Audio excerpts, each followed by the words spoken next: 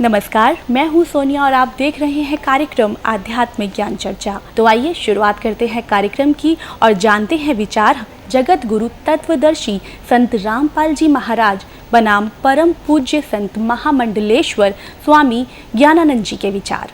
महाराज जी, हमने सुना है कि ब्रह्मा, विष्णु और महेश भी किसी और की साधना करते हैं। ब्रह्मा, विष्णु, महेश सृष्टि के उत्पत्ति करता या सीधे शब्द कहें करता, भरता, हरता के रूप में वो हैं। और मूल क्योंकि परमात्मा है तो इसलिए ब्रह्मा, विष्णु और शिव भी उस भगवान की आराधना करते ही हैं। तो ये थे स्वामी ज्ञानानंद जी के विचार। और आइए अब जानते हैं आदरणीय इस्कॉन प्रमुख महमंत दास जी के विचार। क्या ब्रह्मा, विष्णु, महेश भी किसी और इष्ट की साधना करते हैं? देखिए, ये तीनों के तीनों भगवान श्री कृष्ण का ही स्मरण करते हैं। ये थे आदरणीय इस्कॉन प्रमुख महमंत दास जी के विचार। और आइए अब जानते हैं जगत गुरु तत्वदर्शी संत रामपाल जी महाराज के विचार। दंडवतम गोविंद गुरु बंधु अविजन सोए, पहले भये प्रणाम तिन नमो जो आगे होए। ये कृष्ण भगत, ये गुरु नकली कृष्ण जी के उपासक भ्रमित कर रहे हैं समाज को। कहते हैं कृष्ण ही तत्व है, श्री कृष्ण ही सब कुछ है, ये परम तत्व है, अविनाशी तत्व है। और फिर उसे प्रश्न किया, क्या ब्रह्मा विष्णु महेश नासवान है? हाँ, ब्रह्मा विष्णु महेश का जन्म मृत्यु तो नहीं कह सकते, स्वर्ग के बाद फिर उनका पूर्ण परमात्मा में विलीन हो जाते हैं और फिर स्वर्ग के बाद वापस आ जाते हैं। फिर प्रश्न किया कि ब्रह्मा विष्णु महेश किसकी साधना करते हैं? कहते हैं उस पूर्ण परमात्मा की साधना करते हैं। अरे विष्णु जो पूर्ण परमात्मा की साधना करते हैं तो फिर अखिल ब्रह्मांड का नायक क्यों हो गया यूँ? और यहाँ चौथे अध्याय के 34वें श्लोक में जो एंड वेंड कर रहे हैं, बुआ बाई बक रहे हैं कि कृष्ण ही तत्व है, तत्व ही परमात्मा है, कृष्ण ही अविनाशी है, तत्व ही अविनाशी है। परमात्मा कहते हैं सटदल उआ बाई बकदा, ये उआ बाई बकते इनको कोई ज्ञान नहीं है, भ्रमित करें, पूरे मानव समाज को बर्बाद करें। परम पिता परमात्मा पूर्ण ब्रह्म, परम अक्षर ब्रह्म, सारी सृष्टि के रचनहार, कुल के मालिक कबीर साहेब कबीर परमेश्वर जी की असीम कृपा से हम प्राणियों को ये तत्व ज्ञान सुनने का सुअवसर प्राप्त हुआ। पुण्यात्माओं, हम एक भयंकर रोग से ग्रस्त हैं। वो रोग है जन्म और मृत्यु का।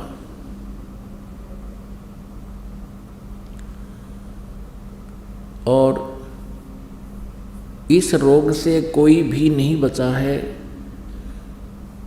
इस 21 ब्रह्मांड में रहने वाला प्राणी।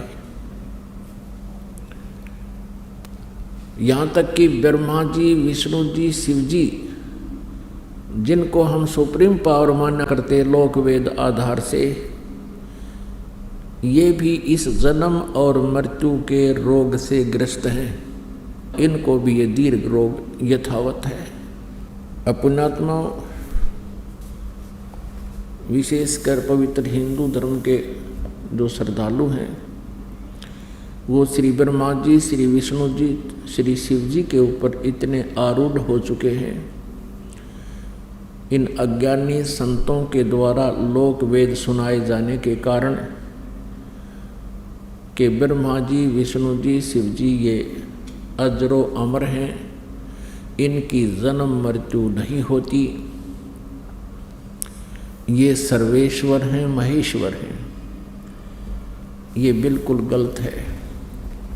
इनकी जन्म मृत्यु होती है, ये भी इस दीर्घ रोग से ग्रस्त हैं। आपको प्रमाण देते हैं। पुण्यात्माओं, एक ऐसा ये कुनीन टाइप ज्ञान है, ये तत्व ज्ञान, और इसको बच्चे जो होते हैं जीभ पर रखते ही थूक देते हैं। तो उसके लिए क्या करते थे, थोड़ी सी बूरा मिला करके बच्चे को वो कुनीन का चूर्ण बना करके तो वह गटका दिया करते हैं। फिर वो कुनीन अंदर जाने के बाद अपना पूरा काम करेगी। तो अब थोड़ी सी बूरा खिलाते हैं, क्योंकि ये जो दास ने कहा कि ब्रह्मा जी, विष्णु जी, शिव जी ये नासवान हैं, इनकी जन्म मृत्यु होती है, ये भी इस जन्म मृत्यु के दीर्घ रोग से ग्रस्त है। तो ये तक कुनीन है। अब थोड़ी सी बूरा खिलाते हैं, अब थोड़ा सा शुगर खिलाते हैं आपको, और शुगर के साथ ये कुनीन आसानी से गले उतर जाएगी।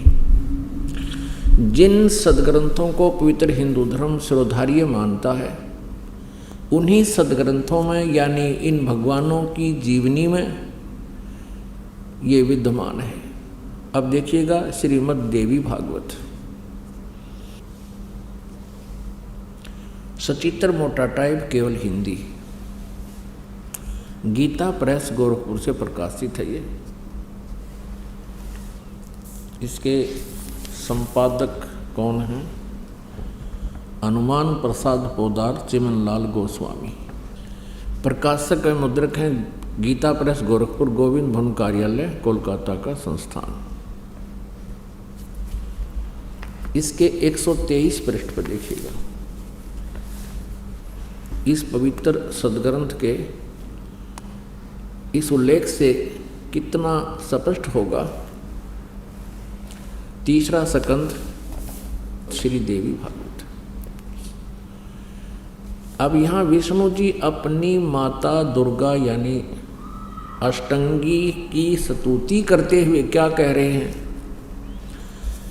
तुम शुद्ध स्वरूपा हो, ये सारा संसार तुम ही से उद्भासित हो रहा है। मैं ब्रह्मा और शंकर हम सभी तुम्हारी कृपा से विद्यमान हैं। हमारा आविर्भाव और तिरोभाव हुआ करता है। हमारा तो आविर्भाव माने जन्म और तिरोभाव माने मृत्यु हुआ करता है। केवल तुम ही नित्य हो, जगत जननी हो, प्रकृति और सनातनी देवी हो। ये प्रकृति शब्द याद रखना है, दुर्गा को कहते हैं प्रकृति भी। जो श्रीमद् भगवत गीता जी अध्याय नंबर 14 के श्लोक नंबर 3, 4, 5 में ये प्रकृति शब्द वहाँ इस दुर्गा के लिए ही है कि प्रकृति से उत्पन्न तीनों गुण, रजगुण ब्रह्मा, सतगुण विष्णु, तमगुण शिव जी। तो यहाँ स्पष्ट हो गया कि ब्रह्मा, विष्णु और शंकर यानी शिव जी, इनकी जन्म और मृत्यु होती है। भगवान शंकर बोले, देवी यदि महाभाग विष्णु तुम्ही से प्रकट हुए हैं तो उनके बाद उत्पन्न होने वाले ब्रह्मा भी तुम्हारे बालक हुए, यानी से सिद्ध है दुर्गा से इनका जन्म हुआ है। फिर मैं तमोगुणी लीला करने वाला शंकर क्या तुम्हारी संतान नहीं हुआ? अर्थात मुझे भी उत्पन्न करने वाली तुम ही हो शिवे। संपूर्ण संसार की सृष्टि करने में तुम बड़ी चतुर हो। इस संसार की सृष्टि, स्थिति और संहार में तुम्हारे गुण सदा समर्थ हैं।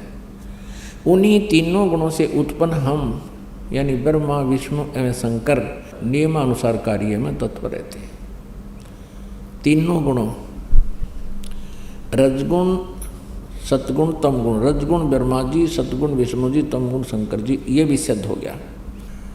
हमारे पवित्र सदग्रंथ जो इनकी जीवनी है भगवानों की, उस जीवनी में स्पष्ट है कि ये नासवान हैं, ये स्वयं स्वीकार करते हैं हमारा जन्म मृत्यु होता है, हम अविनाशी नहीं हैं। अब इनका पिता कौन है? क्योंकि माता वाला कंसेप्ट तो क्लियर हो गया। अब इनका पिता कौन है? ब्रह्मा, विष्णु और शिव का। ये काल रूपी ब्रह्म है। इसके लिए भी आपको थोड़ा सा कंसेप्ट क्लियर करते हैं। अब देखिएगा श्री शिव पुराण, गीता प्रेस गोरखपुर से प्रकाशित है। श्री संक्षिप्त श्री शिव पुराण, सचित्र मोटा टाइप, केवल हिंदी। संपादक हनुमान प्रसाद पोदार और प्रकाशक में मुद्रक हैं गीता प्रेस गोरखपुर, गोविंद भवन कार्यालय, कोलकाता का संस्थान। इसके 98वें पृष्ठ से हम पढ़ेंगे। ये रुद्र संहिता, संक्षिप्त शिवपुराण 98 पृष्ठ 98वें पृष्ठ पे, यहाँ देखिएगा नीचे। अपने पुत्र नारद की यह बात सुनकर लोक पितामह ब्रह्मा वहाँ इस प्रकार बोले। ये अध्याय 5 समाप्त हुआ। रुद्र संहिता का 6ठे अध्याय में ब्रह्मा जी ने कहा, ब्रह्मन देव शिरोमणे, तुम सदा समस्त जगत के उपकार में ही लगे रहते हो। तुमने लोगों के हित की कामना से बहुत उत्तम बात पूछी है। जिस समय समस्त चराचर जगत नष्ट हो गया था, सर्वत्र केवल अंधकार ही अंधकार था। बस उस समय तत्सद ब्रह्म, इस श्रुति में जो सत सुना जाता है एकमात्र वही शेष था। ये आपने 99 पृष्ठ पर पढ़ा। अब 100 पृष्ठ पर देखते हैं। ये 100 पृष्ठ पे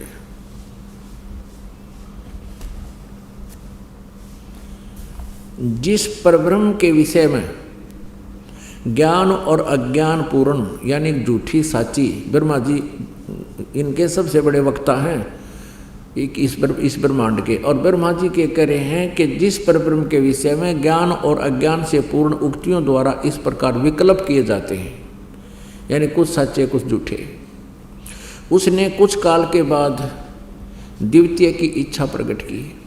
उसके भीतर एक से अनेक होने का संकल्प उदित हुआ। तब उस निराकार परमात्मा ने अपनी लीला शक्ति से अपने लिए मूर्ति की कल्पना की। अब ये काल कहता है मैं अपने वास्तविक रूप में किसी के सामने नहीं आता, अपनी योग माया से छुपा रहता हूँ, ये मेरा अटल घटिया नियम है। तो ये क्या करता है, किसी को ब्रह्मा रूप में, किसी को विष्णु रूप में, किसी को शिव रूप में दर्शन कर देता है। यहाँ देखना, जो मूर्ति रहित परम ब्रह्म है उसकी मूर्ति भगवान सदाशिव हैं। अर्वाचीन और प्राचीन विद्वान उन्हीं को ईश्वर कहते हैं। उस समय एकाकी रहकर स्वेच्छा अनुसार विहार करने वाले उन सदाशिव ने अपने विग्रह से स्वयं ही एक स्वरूप भूता शक्ति की सृष्टि की, जो उनके अपने श्री अंग से कभी अलग होने वाली नहीं थी। उस पराशक्ति को प्रधान प्रकृति गुणवती माया बुद्धि तत्व की जननी तथा विकार रहित बताया है। अब ये काल के शरीर से निकली थी दुर्गा, उसकी महिमा ये कबीर परमेश्वर से सुनी हुई ब्रह्मा जी बोल रहे हैं, कुछ सच्ची कुछ झूठी, कुछ आप मिलावट करके।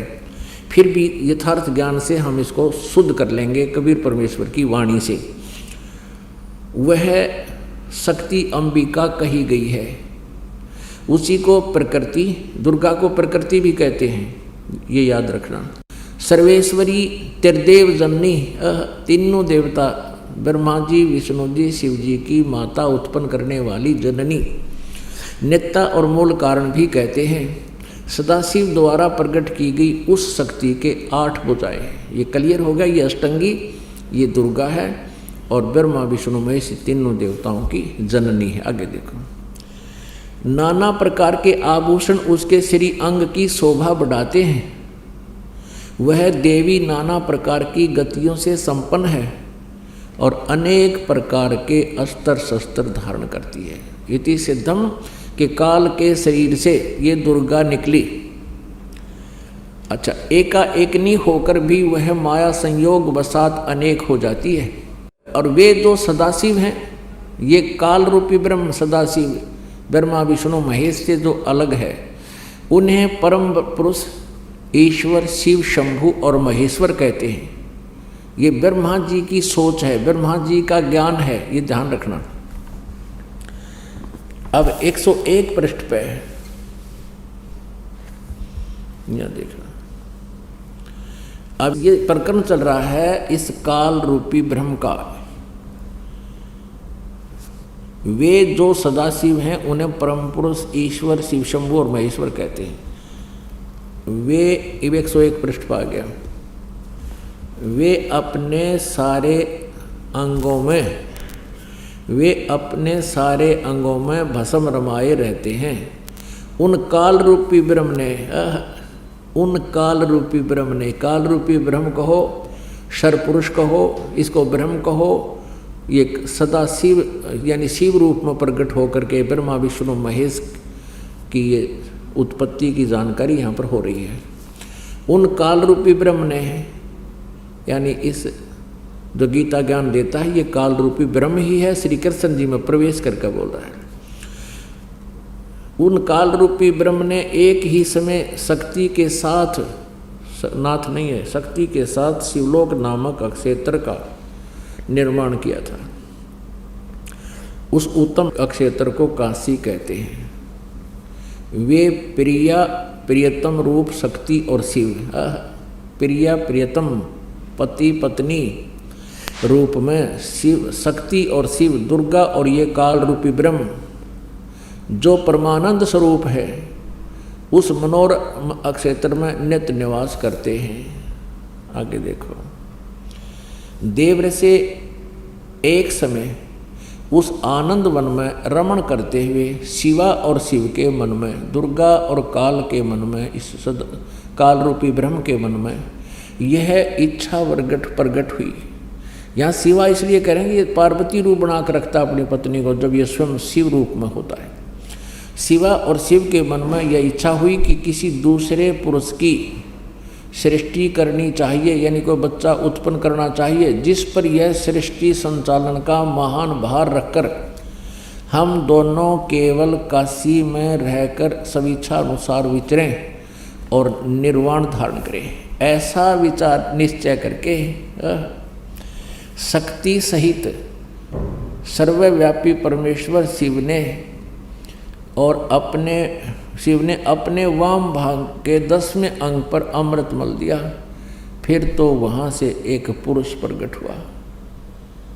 पुण्यात्माओं, अब यहाँ ये स्पष्ट कर दिया है कि उन्होंने पति पत्नी व्यवहार किया, वहाँ से एक पुरुष यानी एक पुत्र उत्पन्न हुआ। यहाँ देखना, ये 102 पृष्ठ पर हम पढ़ेंगे।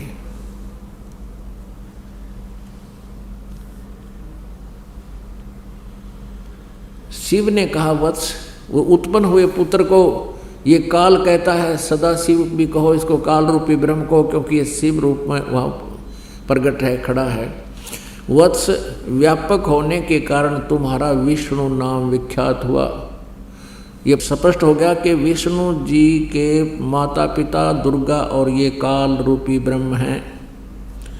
और इसी प्रकार यहाँ देखो, ब्रह्मा जी कहते हैं, ये अध्याय नंबर 6 समाप्त हुआ रुद्र संहिता का। 7वें में ब्रह्मा जी अपनी उत्पत्ति बता रहे। ब्रह्मा जी कहते हैं देव से,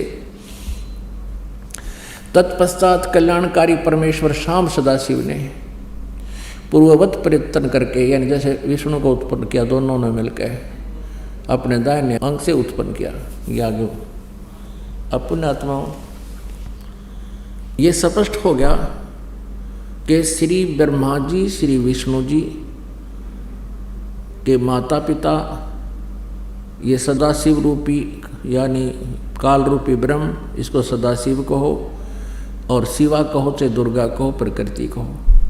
ये दुर्गा इनकी माता है और ये काल इनका पिता है। अब यहाँ अनुवाद करता थोड़ी सी गड़बड़ कर गया हिंदी में, संस्कृत में बिल्कुल सही लिखा है कि अब शिव जी से शिव जी की उत्पत्ति कैसे बताऊं, जची नहीं उसके दिल में, इसलिए उन अनुवाद ही गलत कर दिया।